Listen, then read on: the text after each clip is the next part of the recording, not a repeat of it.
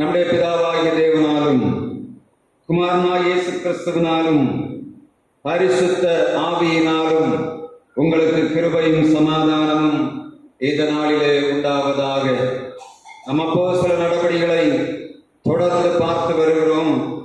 ஆண்டவர் தம்முடைய திருச்சபையை வளர்த்த சித்தம் கொண்டிருக்கிறபடியினாலே இந்த நாளில் அப்போஸ்தலர் 11ஆம் அதிகாரத்தை வாசித்து அதிலே ஆண்டவர் தம்முடைய பிள்ளைகளை கொண்டு செய்த ஊழியத்தை இன்றைக்கும் ஒரு சில காரியங்களை நாம் தியானிக்கும்படியாக ஆண்டவர் நமக்கு இரக்கம் பாராட்டுவாராக.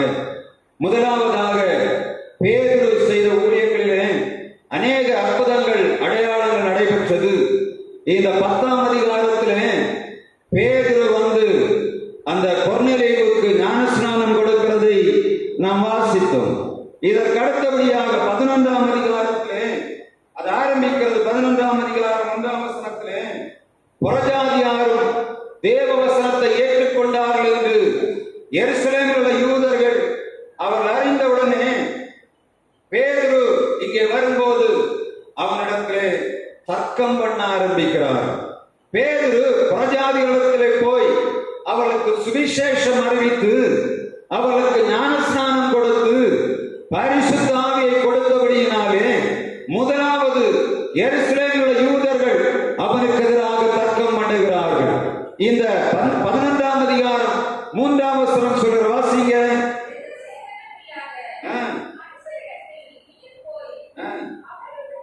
அவனுடனே போஜனம் பண்ணீர் என்று அவனுடனே வாக்குவாதம் பண்ணினார்கள். நீர் எப்படி விருத்த சேதனம் இல்லாத ஜனங்கள் மத்தியிலே போய் நீர் இந்த நேரத்திலே பந்தி இருந்தீர் என்று அவனை பார்த்து கேட்கிறார்கள். பேதுரு மட்டும்தான் போனார்? இல்லை, அவரோடு சேர்ந்து எருசலேமிலிருந்து 6 பேர் அவனோடு போயிருக்கிறதை வேதம் சொல்லுகிறது. அப்போஸ்தலர் 11ஆம் அதிகாரம் 12ஆம் வசனம் சொல்லுகிறது, அப்போஸ்தலனாகிய பேதுரு மட்டும் போகவில்லை, அவனோடு சேர்ந்து 6 சகோதரர்களும் அங்கே போயிருக்கிறார்கள். இந்த எருசலேமில் யூதர்கள் இவர்களை பார்த்து இவர்கள் விருத்த சேதனம் இல்லாத இடத்திலே போய் உணவருந்தி விட்டு வந்தபடியினாலே தர்க்கம் பண்ண ஆரம்பிக்கிறார்கள்.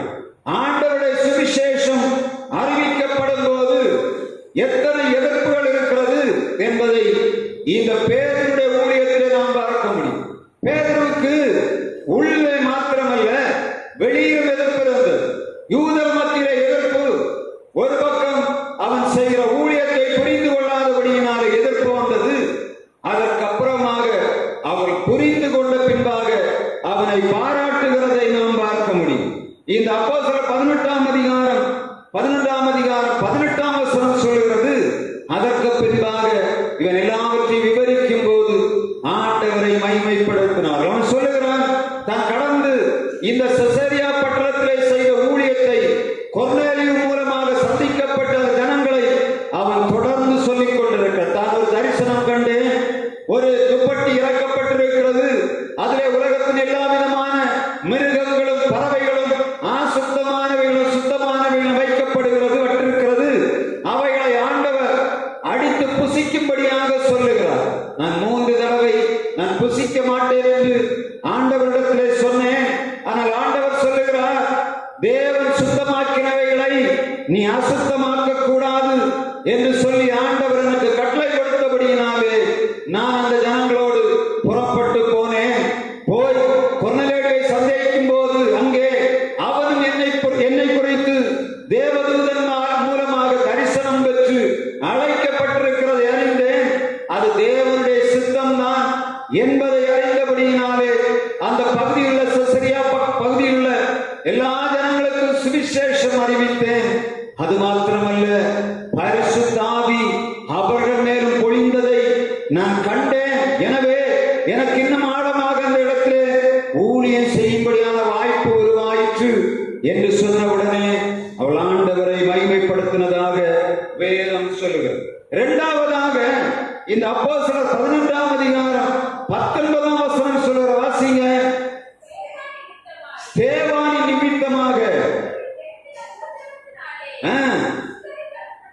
சிதறடிக்கப்பட்டவர்கள் யூதர்களுக்கு அன்றி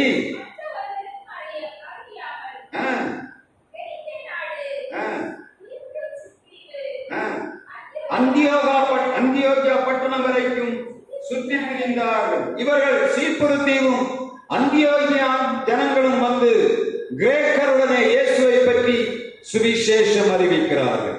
பேதுரு தன் வேலை முடித்துவிட்டு போகிறார். இந்த பெனிக்கியா சிரேனியா தேசங்களிலே இந்த சீடர்கள் அங்கே போனவர்கள் சிதறடிக்கப்பட்டவர். சேவான் கொலை செய்யப்பட்ட பின்பாக யூதர்கள் சிதறடிக்கப்பட்டதை வேதம் மிக தெளிவாக சொல்லுகிறது. ஏன்னா இவர்கள் பரிசுத்தாவிலே நிறைந்தவர்கள் தான். சீடர்கள் சேவான் கல்லறையப்படுவது பார்த்துக் கொண்டிருக்கிறார்கள். சிதறி போய் இந்த பெனிக்கேயா அந்தியோகியா சிரேனியா பட்டணங்களிலே இருந்த ஜனங்கள் சுவிசேஷத்தை ஏற்றுக்கொண்டு அங்கே சுவிசேஷத்தை அறிவிக்கும்படியான சூழ்நிலை உருவாக்கும் போது அங்கே கர்த்தருடைய கரம் அவர்களோடு இருந்தபடியினாலே அந்த இடத்திலே சுவிசேஷம் பறந்து அநேகர் ஆண்டவரை ஏற்றுக்கொண்டார்கள். அப்போஸ்தலர் 11ஆம் அதிகாரம் 21ஆம் வசனம் சொல்லுகிறது. முதலாவதாக சேவான் உபத்திரவத்தினாலே சிதறப்பட்ட யூதர்கள் சிரேனியா கப்பதோக்கியா இந்த பொந்திய ஏரியாக்களிலே சுவிசேஷத்தை அறிவிக்கிறார்கள். அந்தியோக்கியா பகுதியிலும் ஆண்டவருடைய ஊழியத்தை அறிவிக்கிறார்கள். இந்த அந்தியோக்கியா பகுதியிலே சுவிசேஷமானது வளர்ந்திருக்கிறதை தெரிந்தபடியினாலே எல்லா எருசலேம் சபையார் பர்னபாவை அந்த அந்தியோக்கியாவுக்கு அனுப்புகிறார். அப்போஸ்தலர் 11ஆம் அதிகாரம் 22ஆம் வசனம் சொல்லுகிறது, எருசலேமில் உள்ள யூதர்கள் பர்னபாவை அந்தியோக்கியாவுக்கு அனுப்புகிறார். ஏன் பர்னபா என்று சொல்லக்கூடியவன் ஆறுதலின் மகன். அவன் போகிற இடமெல்லாம் ஜனங்களுக்குள்ளே ஆறுதல் உருவாகும் என்பதை தெரிந்தபடியினாலே அந்தியோக்கியாவுக்கு பர்னபாவை அனுப்புகிறார்கள். அந்தியோக்கியாவில் வந்து பர்னபா ஊழியம் செய்து கொண்டிருக்கிறான். இப்பொழுது அவனுக்கு தெரிந்தது, கிரேக்கரோடு பேச வேண்டும் என்று சொன்னால் என்னால முடியாது. நான் தனியாக இந்த மனிதர்களோடு இந்த கிரேக்க ரோம ஜனங்களோடு என்னால பேச முடியாது. எனவே அவன் மிக முக்கியமாக ஒரு காரியத்தை செய்கிறான். தன்னால முடியவில்லை. இப்பொழுது அவனுக்கு ஒரு எண்ணம் வந்தது. பர்னபா யாரை தேடுகிறான்? சவுலை தேடுகிறான். ஆண்டவருடைய சுவிசேஷத்துக்கு விரோதமாக எழும்பின சவுல் எப்பொழுது ஆண்டவரை ஏற்றுக்கொண்டு வந்தானோ அப்பொழுது எருசலேமில் யூதர்கள் அவனை ஏற்றுக்கொள்ளவில்லை. ஆனால் இந்த பர்னபா அவர்களோடு சவுலுக்காக பட்சமாக பேசி அவனை ஊழியத்திலே திடப்படுத்தினதை நாம் மிக தெளிவாக புரிந்து கொள்ள வேண்டும். எல்லா சீடர்களும் இந்த சவுலை இனிவனை கொலைகாரன் சொல்லி ஒதுக்குகிறார்கள். ஆனால் பர்னபா மாத்திரம் சவுலுக்கு ஆதரவாக நின்று அவன் ஊழியத்தை விட்டு போய்விடாதபடி அவனை ஆறுதல் படுத்தி சீடர்களோடு இணைத்து திரும்பவும் ஆண்டவருடைய ஊழியத்தை செய்யும்படியான கருவியாக பர்னபா உபயோகப்பட்டான். இப்பொழுது அவனுக்கு ஒரு எண்ணம் வருகிறது, சவுல் எங்கே இருக்கிறான்? இந்த இடத்துல கிரேக்கர்களுக்கு தர்க்க ஞானிகளுக்கு உபதேசம் பண்ணும்படியாக என்னால முடியாது. எனவே அவன் சவுலை தேடுகிறான். தேடி இந்த சவுலை அழைத்து கொண்டு வர அப்போஸ்தலர் 11ஆம் அதிகாரம் 25ஆம் வசனம் சொல்ல வாசிக்கலாம். பின்பு பர்னபா சவுலை தேடும்படிக்கு தர்சுவுக்கு புறப்பட்டு போய் அவனை கண்டு அந்தியோகியாவுக்கு அழைத்து கொண்டு வந்தான். அப்போஸ்தலர் 10ஆம் அதிகாரத்திலே கொர்நேலியு என்று சொல்லக்கூடிய நூற்றுக்கு அதிபதி சந்திக்கப்பட வேண்டியதாயிருந்தது. எனவே ஆண்டவர் பேதுருவை அங்கே கொண்டு வருகிறார். இப்பொழுது அந்தியோகியாவிலே கிரேக்கர்கள் தர்க்க சாஸ்திரிகள் ஞானிகள் நிறைந்து கிடக்கிறார்கள். இந்த இடத்திலே சுவிசேஷம் அறிவிக்கும்படியாக சவுல் கொண்டு வரப்படுகிறான். எவ்வளவு மகத்துவமான ஆண்டவர் தெரியுமா? நம்முடைய பிள்ளைகளுக்கு சுவிசேஷத்தை அறிவிக்கும்படியாக ஏற்ற நேரத்திலே ஏற்ற சீடனை ஆண்டவர் தெரிந்து கொண்டு வந்து தனது ராஜ்யத்தை விரிவுபடுத்தினதை வேதம் மிக தெளிவாக அநேக இடங்களிலே பதிவு செய்திருக்கிறது.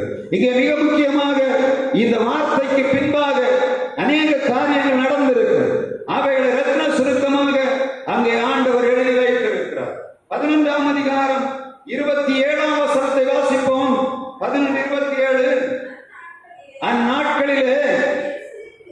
எருசலேமிலிருந்து சில தீர்க்கதரிசிகள் அந்தியோகியாவுக்கு வந்தார்கள். அவர்களில் ஒருவனாகிய அகபு என்பவன் எழுந்து உலகமெங்கும் கொடிய பஞ்சம் உண்டாகும் என்று ஆவியானவராலே அறிவித்தான். அது அப்படியே கிளவுதியு ராயின் காலத்தில் உண்டாயிற்று. இந்த வசனத்தை நான் தியானிக்கும் போது, ஆண்டவரே, சவுலை நீர் ஏன் திரும்ப அந்தியோகியாவுக்கு அழைத்துக் கொண்டு வந்தீர்? ஏன் இந்த இடத்திலே திரும்ப சவுலை தர்சு பட்டணத்திலிருந்து கொண்டு வந்தீர் என்று தேடி பார்க்கும் போதுதான் அந்த 27ஆம் வசனம் 28ஆம் வசனம் ஒரு முக்கியமான காரியத்தை, ஒரு வரலாற்று காரியத்தை பதிவு செய்து வைத்திருக்கிறது. ஒருவேளை வேதத்தை அறியாத ஜனங்கள் வேதம் பொய் என்று சொல்லலாம். ஆனால் வேதத்துக்கு வெளியே இதற்கு ஆதாரம் இருக்கிறதா என்று நான் தேடி பார்த்தேன். இந்த வசனம் அகபு என்று சொல்லக்கூடிய தீர்க்கதரிசி எருசலேமிலிருந்து அந்தியோவுக்கு வருகிறான். அவன் தீர்க்க தரிசனம் உரைக்கிறான். சீக்கிரமாக மிகப்பெரிய பஞ்சம் வரப்போகிறது என்று சொல்லி தீர்க்க தரிசனம் உரைக்கும்படியாக வருகிறான். அது அப்படியே கிபி 46 48 காலங்களிலே நடந்ததாக ரோமானிய வரலாற்று பேராசிரியரான சூடோனியஸ் மற்றும் ஜோசபஸ் தங்களுடைய வரலாற்று குறிப்புகளிலே எழுதி வைத்திருக்கிறார். இந்த சூடோனியஸ் மற்றும் இந்த ஜோசபஸ் இவர்கள் இயேசு கிறிஸ்துவை ஏற்றுக்கொண்டவர்கள் அல்ல. அவர்கள் இயேசு மார்க்கத்துக்கு எதிராக எழுதின யூத பண்டிதர்கள். இவர்கள் அன்றைக்குள்ள தங்களுடைய வரலாற்று பதிவுகளில் எழுதி வைத்திருக்கிறார்கள். 46 கிபி 48 காலங்களில் கட்டங்களிலே கிளவுதியு ராயர் என்று சொல்லக்கூடிய கிளாடியஸ் சீசர் அவருடைய காலத்திலே மிகப்பெரிய பஞ்சம் உண்டாயிற்று. இந்த பஞ்ச நேரத்திலே மிக ஆச்சரியமான ஒரு காரியம் நடந்தது. மெசபடோமியா வாழ்ந்து கொண்டிருந்த ஒரு ராஜா, ஒரு ராணியாகிய ஹெலனா என்று சொல்லக்கூடிய ஒரு ராணி இந்த பஞ்ச நேரத்திலே எருசலேமில் இருந்த கிறிஸ்தவர்களுக்கு தன்னுடைய சொந்த பணத்திலிருந்து, மெசபடோமிய ராஜ்யம் எகிப்து தேசத்துக்கு பக்கத்தில் இருக்கிறது, தன்னுடைய பணத்தை செலவு பண்ணி அவள் எகிப்திலிருந்து தானியங்களையும் எல்லா விதமான காரியங்களையும் எருசலேமும் அதை சுற்றியிருந்த இந்த யூதேயா தேசத்து பஞ்சத்துக்காக அனுப்பினதாக வரலாறு பதிவு செய்து வைத்து